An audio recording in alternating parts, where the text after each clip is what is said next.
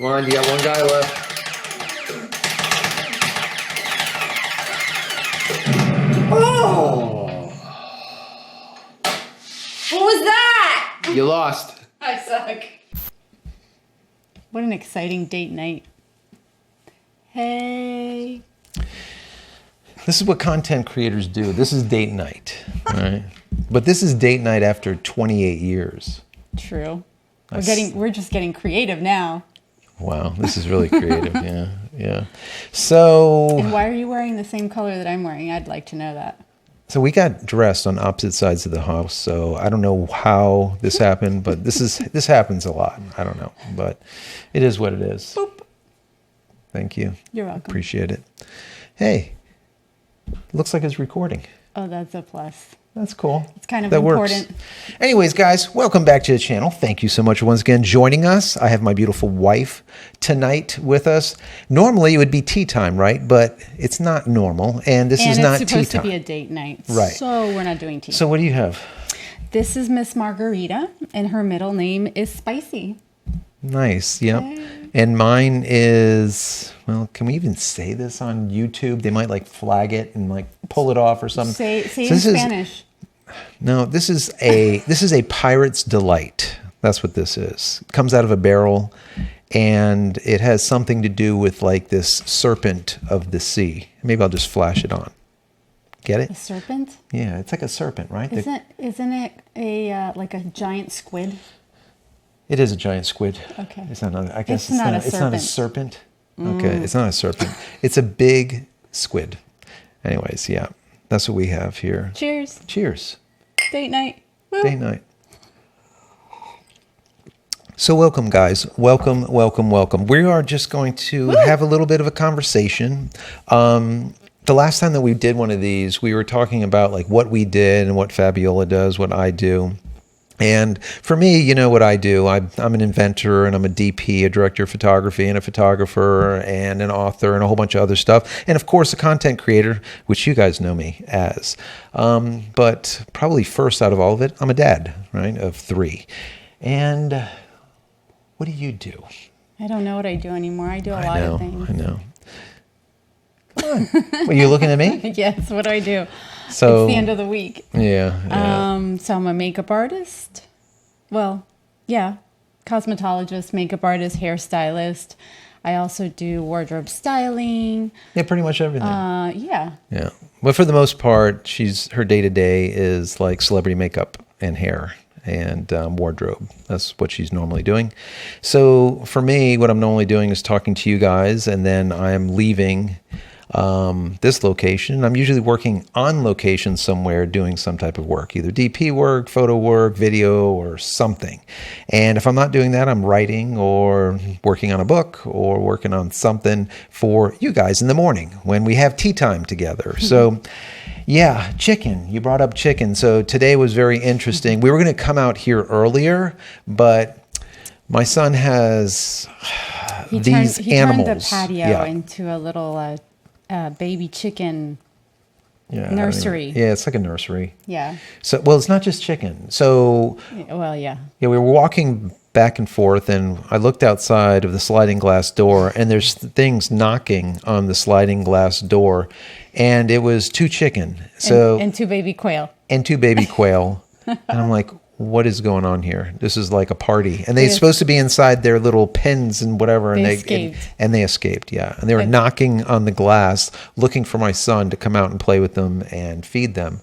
But my son was sleeping because today was his Super Bowl. Yeah, flag football, Super Bowl. I'm looking at like, we're burnt. I'm burnt. I feel burnt. We're supposed to take care of our skin and... Yeah, we're in Florida, so no, it is definitely not a good example. I've had a lot of things cut off because in Florida, this is like the skin cancer capital of like the planet, probably.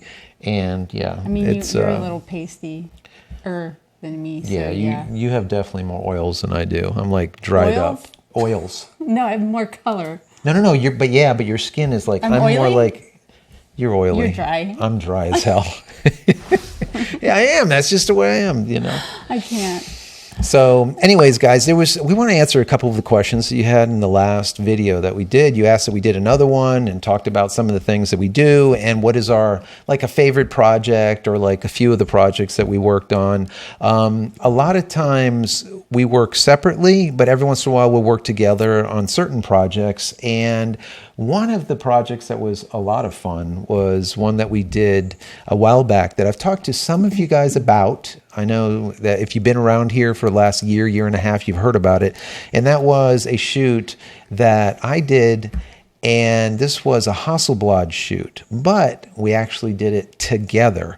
So there was a whole team involved, and it was down in Miami, and even a partner of mine that's in New Jersey, Trevor Current, who we did Digital Photography Cafe with, he even flew down. We had my wife as a hairstylist, makeup artist, and then we had a fashion designer, we had models, we brought in Trevor was there, then we had Dave, I think it was who else? Someone else was there recording.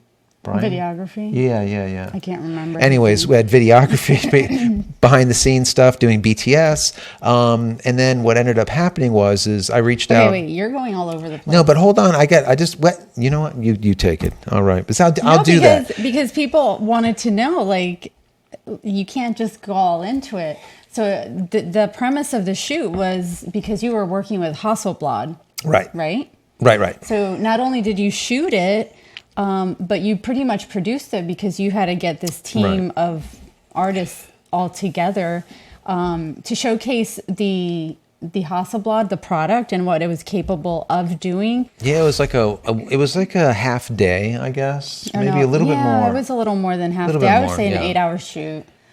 Yeah, about that, because we did 2 locations. Yeah. So how did you end up getting the Hasselblad? So. Yeah, the Hasselblad and then the location too. Yeah, so the Hasselblad, I reached out to Hasselblad at the time and I told them that we were doing a fashion designer's spring collection and if they'd be interested in sponsoring the shoot. And they said, yeah, we'll go ahead and do that. So they flew in. It was about $60,000 worth of equipment, a whole bunch of lenses. At the time, I think it was the 4Ds or 5Ds, something like that. Anyways, they flew in all of the equipment and then we found a location down in Miami, and where we ended up shooting it was unbelievably cool. It was the set of Burn Notice. Burn Notice was a TV show. It was filmed down in Miami, and it was super, super cool.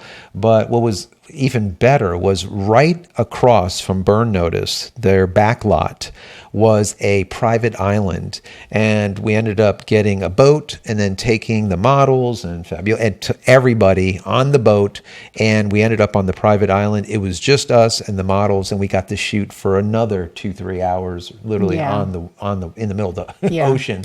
Unbelievable. That was. And you're going to share some of these images with everybody. Yeah, I'll have to dig some of these up. And but the premise of it too at the time was, what is the difference between a full frame camera and a medium format camera? And a lot of people ask me, like, do you shoot full frame or what do you shoot?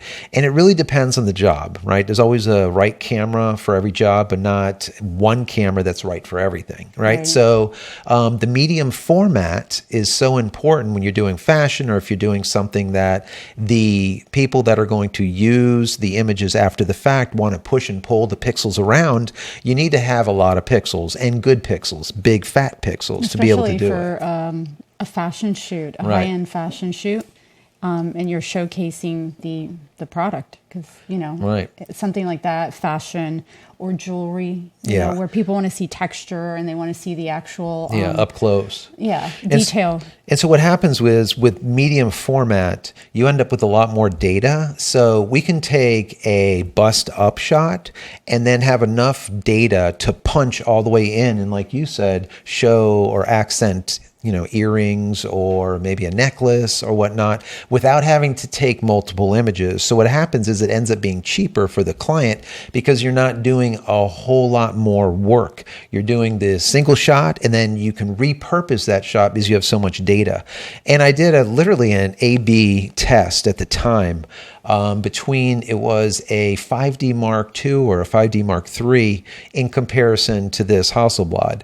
And even though the images were very similar, what would happen is when you punch in, let's say at 50%, then 100%, then 200%, eventually what happens is the 5D starts breaking up and it looks horrible. Whereas with the Hasselblad, you can keep on getting in deeper and deeper and deeper and into the image so that you can use a lot of it in all different aspects. So it's very powerful. And if you're shooting, like you were talking about, any type of jewelry or product photography, clothing. And for this was not jewelry, it was more fashion the designer. Fashion. Yeah, for spring. So, obviously it's clothing, but the different textures, if you're doing clothing, the difference between a silk, a satin, a tweed, a herringbone, and, I'm just going to random name, pick off, let's say like Chanel.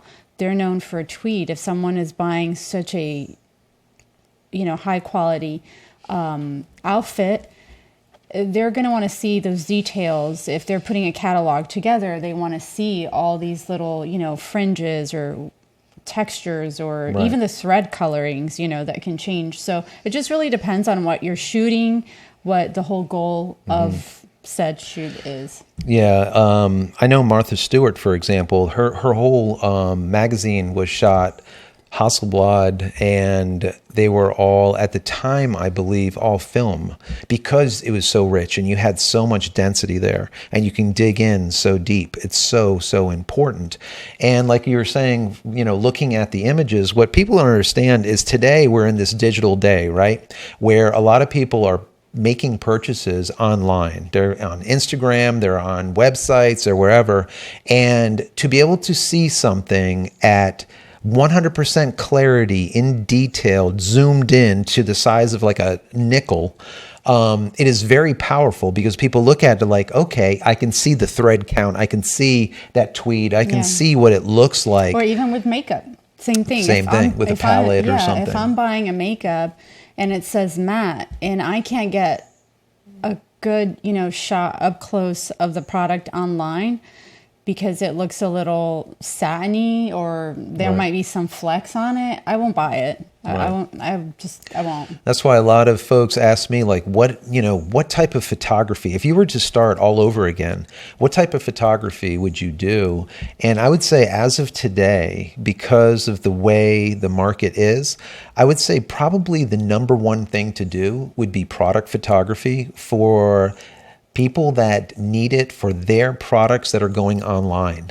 And it doesn't seem like, back in the day, it was like, oh, you need some really high-end images to be able to print into a magazine. But today it's even more important because magazines had a limit as far as the actual press. And when you printed it, you didn't get everything out of it. But now that you have screens like this where you can like zoom in at 1,000%, having a really good image is like mission critical. Yeah. So anyways, that's kind of like the backstory on the Hasselblad, why we got Hasselblad in, or why, I asked for them and they're like, okay, we're going to send it, we're going to send you a whole bunch. And it was quite amazing because ever since then, if there is something that you need high-end photos for, I would bring in a Hasselblad, right? So that was even though it was at the time, it was free for me. I got like $60,000, let's say $50-some thousand worth of equipment.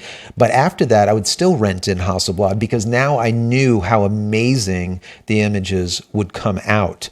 So I would like to... also, don't forget that one of the reasons too you were doing it was to prove that you could do a shoot where you had to be mobile, run and gun, run and gun shoot, doing what we were doing because, the location, sometimes you really don't know the full extent of the locations that you end up with, and you don't have the control setting you would in a studio. You have to improvise a lot. and a true professional will work with whatever they have to make it happen. And that goes to the tools, the equipment that you have. Yeah. I mean, the whole run and gun thing was one of the bullet points of my pitch to Hasselblad at the time. I remember telling them that, listen, you have an amazing camera, but everyone looks at it as a studio-only type of camera. Give me the camera, and I will show that it can be a run-and-gun camera, and you can do amazing things with it, even as a run-and-gun camera. Yeah. And that's basically what we did, and it came out, absolutely amazing. It was amazing, and it takes a team. Because we had, the fashion designer himself there on location with us the whole time. Myself, we had a videographer, and then we had kind of like a director, and I would say Trevor was, because he was in the background just kind of helping out wherever we couldn't be, and seeing things that were outside of what you were doing because you were busy trying to catch other stuff. Right. But, and the same thing with me with hair and makeup.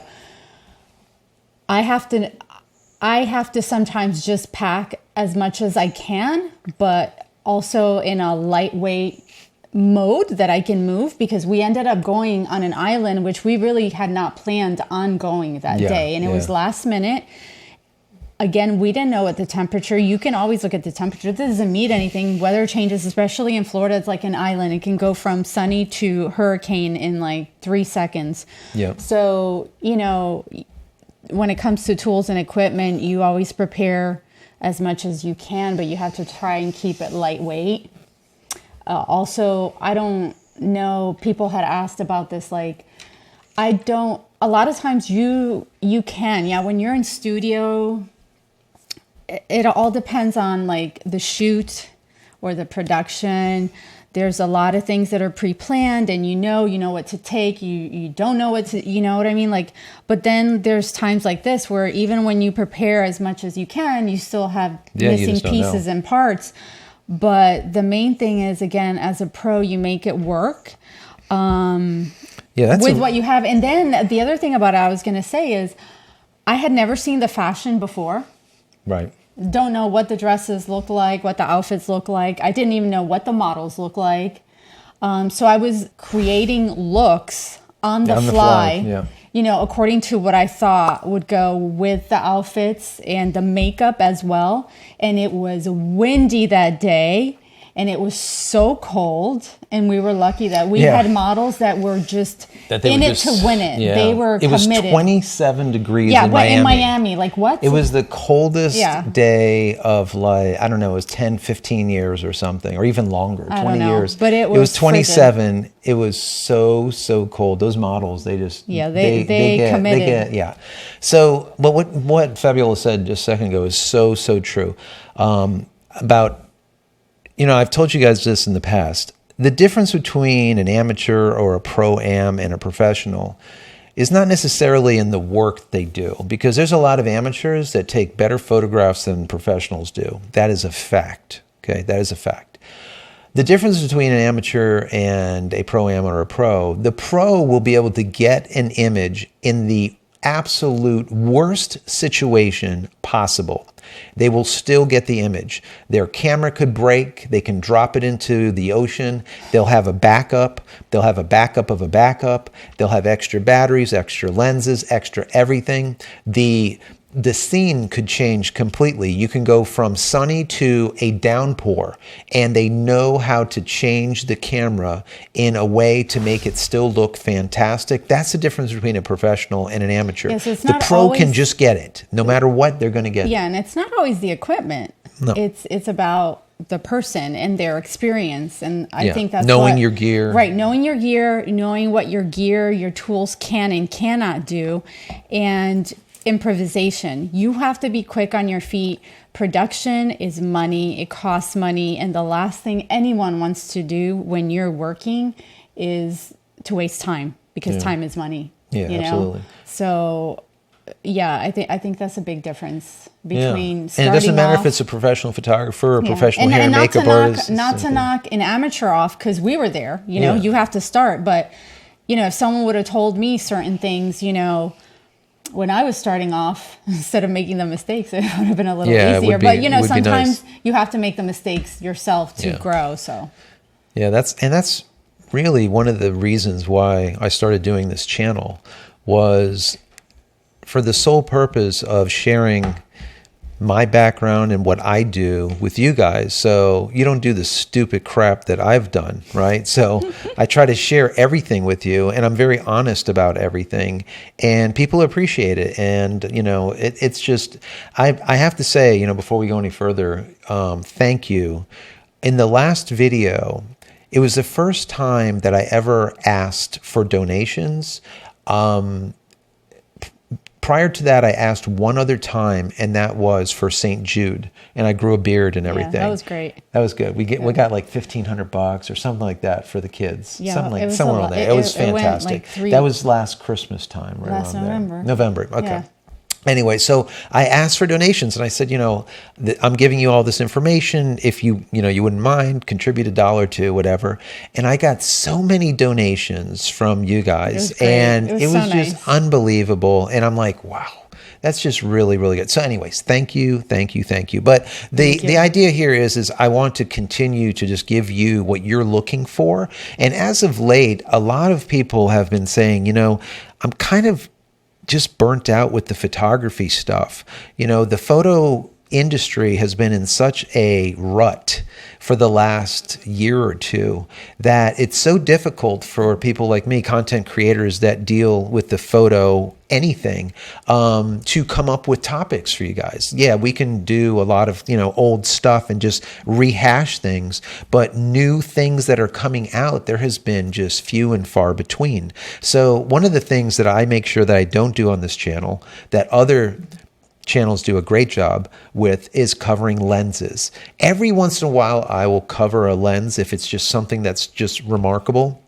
If not, I just don't. Because every time I look at my feed for like new photo news or what's going on that I want to share with you guys, I get lens and lens and lens and more lens and another lens and 2 more lenses. And half the lenses are just crap that I wouldn't even tell you about. It's just nonsense, you know? So anyways, once again, thank you so much for all the donations. I really, really do appreciate This is completely off topic, but Yeah. you know, someone had asked, like, how do we do it? Like right now you're talking and everything, and I'm just checking in on our son, make sure you heat up dinner and like, you know, it's ready to go. So sorry.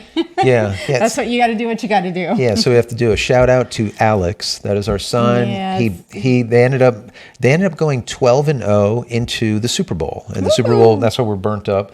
And they ended up losing the game. So Yeah, but they brought it. They brought it, They won the whole season. They won. Yeah, they were was they were awesome. 12-0. Undefeated all season. Undefeated. Yeah, but they ended up not winning the Super Bowl. And he was sick. So And he had really, the flu yeah, so and with a fever, and he still played. So big shout out good job, bud. to Alex. Good job.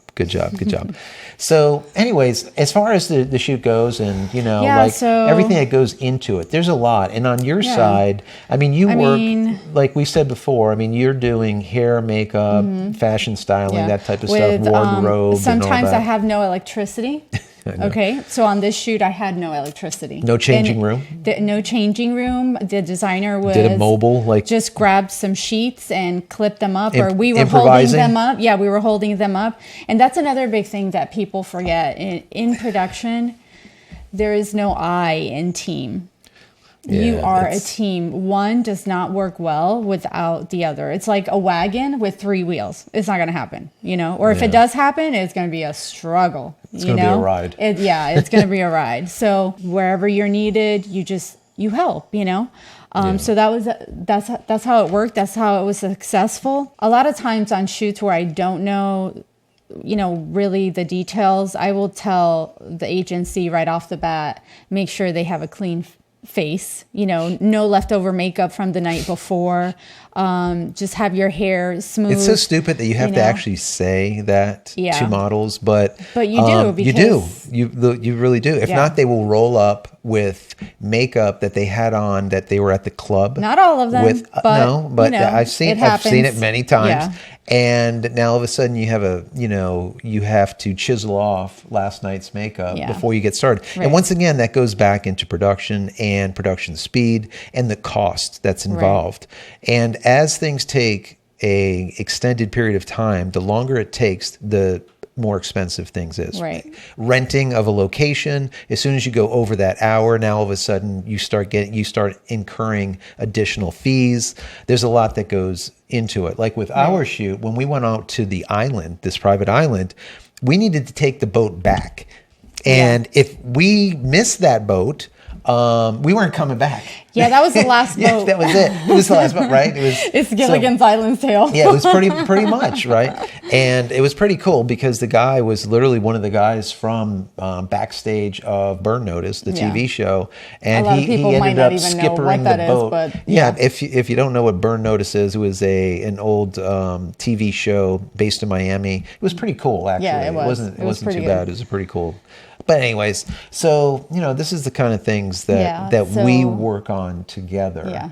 And it's a lot of fun. I mean, it is fun, but it's work. A lot of people think that you're in this industry and it's all so great, it's glamour and this. But our models, and again, everyone's different. Some models will, some will shut down and be like, no, I'm not doing that.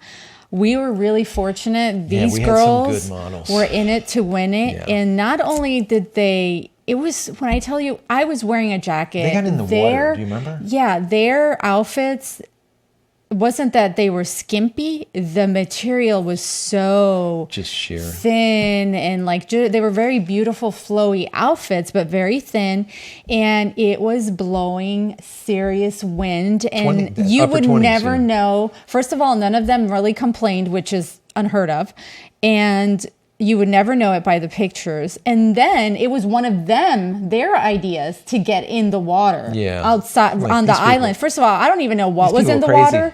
It was 20 some degrees, and they did. And those pictures came out pretty amazing. I think we did that shoot a while back, while back. If you look at those images today, they still look relevant. Yeah. And that's another thing. When you do, obviously in fashion, everything changes. It's an era. It's a look. You're going to see it. But then when you want to keep certain shoots where I would say they're classic, I would say this is a classic shoot because they are still relevant. They look hot. Yeah. They still look good. Yeah, it was... And that's rare too, because a lot of times you look at fashion or pictures, you're like, oh, that was from you can 2000 tell, or from 1990s. By looking at it. Yeah. So, but anyways, so this is kind of the things. I know you guys were asking us, what do we do together? That's just one of the shoots that wait. And before we go on, so we say an 8-hour shoot. That means when we started to actually work, it was an 8-hour shoot. Yeah. However, our day started probably 3 hours prior to us getting to the location. Yeah. And then when we were done, you still have to clean up and pack, right? Yeah. And then by the time everyone goes out and eats and then everyone disperses to go back home, you're talking about at least 15-hour day. Yeah, and the production side of it, just for me to put it together, was weeks.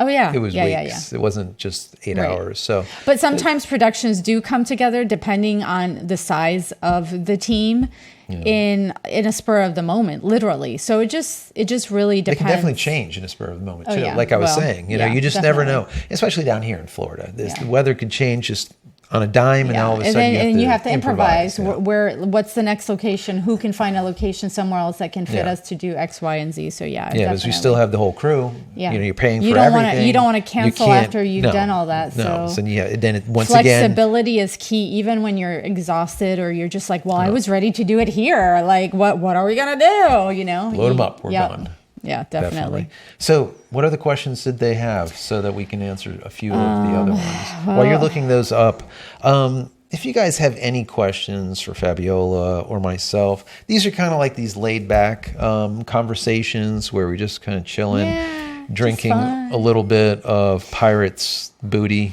or something here and a little bit of I don't even know. Yeah, that's. But anyways, we're just kind of like hanging out, answering any of your questions. So if you do have any in the comment area below this video, put other questions that you have. Doesn't matter what it is. And then in a future get together, if we do another one, Right. if you guys want us to do another one, we will. Let us know down there. And just ask any of the questions Is it that going you to be have. another like date night? I guess so. Oh, wow. It's the best I can do. Wow. I suck. That's it. Well, you said it. We have learned throughout all these years that, again, just learn to do everything that you can. Yeah. So not only are you saving money, but you have control of how and when you want to do it. And it's the way you want it to be. You know, and I look at this way too. If you work for yourself, it's one thing. But when you work for someone else, right? I think it's very important for you to be knowledgeable of all the tasks that are going on in that specific studio or in that specific environment. I think it is extremely, extremely useful. And to be able to step up without management or your boss telling you to step up and just do it, I think is invaluable. And what happens is here, in Florida is a little bit different than, for example, in New York. If we hired someone in from New York, they're ready to work and they're like, oh, what can we do? And when they're done, they'll be like, is there something else that I can do? Whereas here in Florida, we'll hire people in and it's a little bit more lethargic. It's a little bit more island type of time. And it's like, oh, okay, maybe not. But our budget is not island budget. Like we need exactly, to move. Yeah, exactly, right. We're ready to work. Yeah. So I think it's very important, no matter what you're doing, I think it's really important to know every aspect of what's going on. And that doesn't mean you need to be proficient No, at it. just You understand it. Exactly. You need to know what it entails so that, Right.